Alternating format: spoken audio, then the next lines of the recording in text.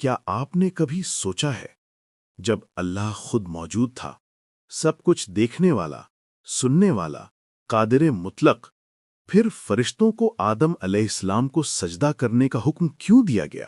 یہ سوال انسان کی حقیقت بدل دیتا ہے۔ ہم کون ہیں؟ ہماری عزت کہاں سے آئی؟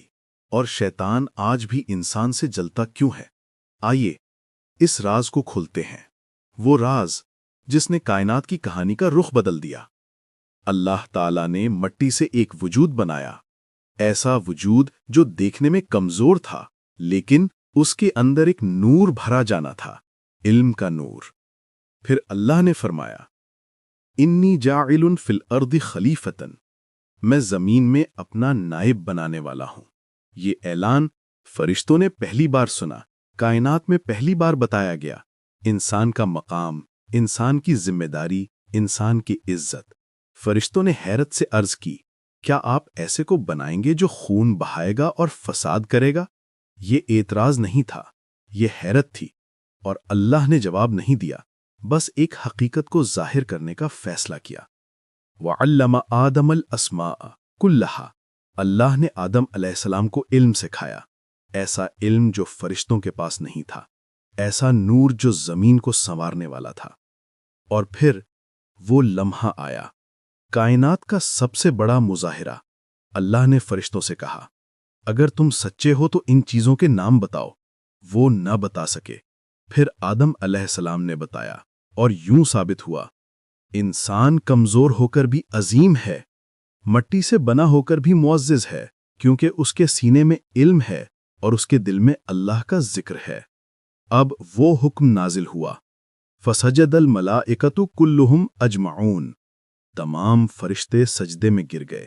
یہ سجدہ عبادت کا نہیں تھا، یہ تھا تعظیمی سجدہ، جو اللہ کے حکم سے اللہ کی مخلوق کو اس عزت کے ساتھ دیا گیا جو اللہ نے خود عطا کی تھی۔ یہ سجدہ انسان کی بڑائی نہیں، اللہ کی مرضی کی بڑائی تھی، اللہ کی حکمت کی شان تھی۔ پھر ایک وجود کھڑا رہ گیا، ابلیس۔ اس نے سجدہ نہیں کیا۔ کیوں؟ اس کے جواب میں قیامت تک کے لیے ایک حقیقت چھپی ہے، انا خیر منہ، میں اس سے بہتر ہوں۔ یہ تکبر، یہ حسد، یہ جد، یہی ابلیس کو آج تک انسان کا دشمن بنائے ہوئے ہیں۔ آدم مٹی سے تھے، ابلیس آگ سے، اور اس نے مٹی کو حقیر سمجھا۔ لیکن اللہ نے فیصلہ سنا دیا، عزت مواد سے نہیں ملتی، عزت اللہ دیتا ہے، جسے چاہے اور جیسے چاہے۔ آج بھی شیطان انسان کو یہی بھلانا چاہتا ہے۔ تم کچھ نہیں ہو، تم کمزور ہو، تم ناکام ہو، لیکن قرآن ہر انسان کو یاد دلاتا ہے، اللہ نے فرشتوں کو تمہارے سامنے جھکایا تھا، تم معمولی نہیں ہو، تم اللہ کے برگزیدہ ہو، تم زمین کے خلیفہ ہو، تمہارے اندر وہ صلاحیت ہے جس کے آگے فرشتے بھی حیران ہو گئے تھے۔ تم کمزور ہو سکتے ہو، گناہگار ہو سکتے ہو، لیکن بے عزت نہیں ہو جب تک تم رب سے جڑے ہو۔ آج تم سوشل میڈیا پر لائکس کے پیچھے بھاگتے ہو، لوگوں سے عزت مانگتے ہو، دوسروں کی رائے سے اپنی ذات تولتے ہو، لیکن حقیقت یہ ہے، تمہیں عزت اللہ نے تخلیق کے دن ہی دے دی تھی۔ جب آدم کو سجدہ کروایا گیا، تمہاری تقدیر میں عزت لکھ دی گئی۔ ابلیس بھی انسان کی اسی عزت سے جلتا ہے، اسی مقام سے نفرت کرتا ہے، اسی وجہ سے تمہیں گراتا ہے۔ وہ چاہتا ہے کہ تم بھول جاؤ کہ تم وہ ہو جس کے سامنے فرشتے جھکے تھے۔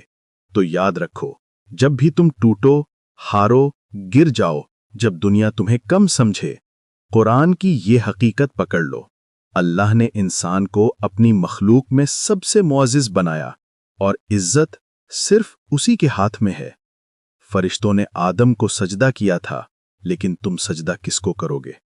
صرف اللہ کو، کیونکہ عزت بھی وہ دیتا ہے اور دل کا نور بھی وہی عطا کرتا ہے۔ آج خود سے ایک سوال کرو، جب اللہ نے فرشتوں کو انسان کے سامنے جھکایا تھا، تو کیا تم خود کو گرا کر دنیا کے سامنے جھکنے کے لیے پیدا ہوئے تھے، یا پھر اللہ کے قریب آنے کے لیے؟